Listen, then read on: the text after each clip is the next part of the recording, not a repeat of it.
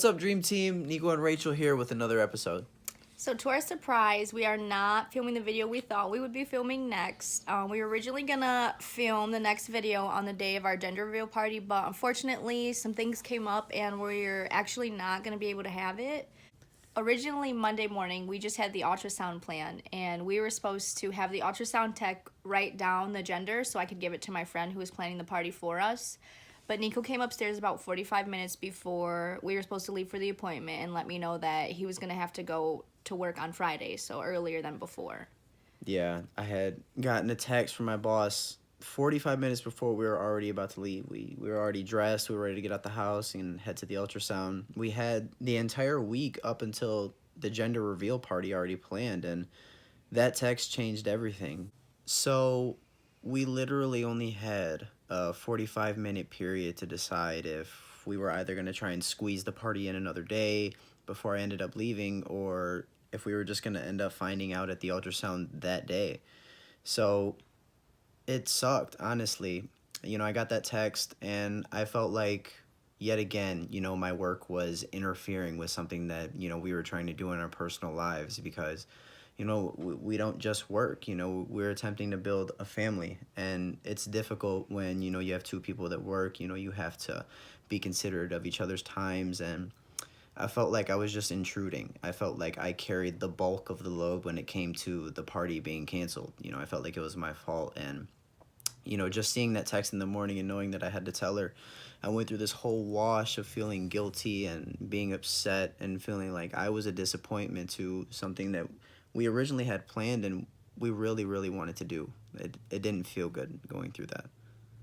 Yeah, we had been planning this gender reveal since, like, we first found out we were pregnant, since Nico loves baseball. Yeah.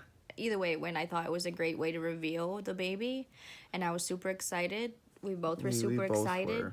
Yeah, but when he told me, I think from last year how things went with his work schedule and us being apart and everything being super inconsistent, it wasn't very shocking to me that something came up and he had to leave for work early.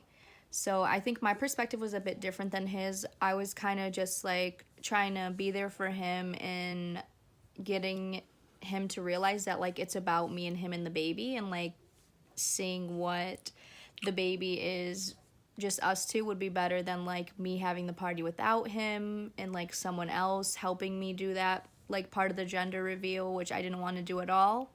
So we went back and forth a little bit on how it would be okay to just find out the gender at the ultrasound, how it would actually be good to find out the gender at the ultrasound. But it took a lot of, I would say, back and forth between the two of us, just because he was like really upset and my perspective was, like I said, a bit different. Like, I was just kind of used to this being inconsistent, and like I just wanted him to be on board and be happy about like possibly finding out the gender today. She really took a lot of stress out of the entire scenario. It was all the way up until we had parked the car outside that I started to feel a little bit better, because even the drive there I was upset, and like I understood the things that she was saying, and I knew that it wasn't my fault, you know, it was just a job, and it was something that her and I, you know, both rely on. And the fact that it interfered and, you know, my involvement in it, I just twisted it any way to make it seem like it was my fault. And, you know, she really did a great job of helping me straighten up.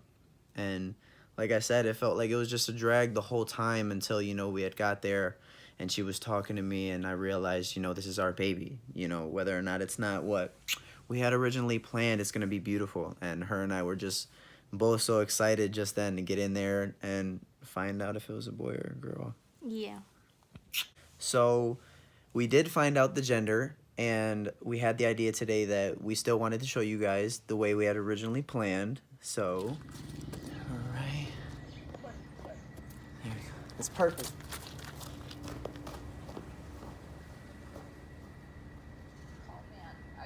I'm ready. You ready? I'm ready.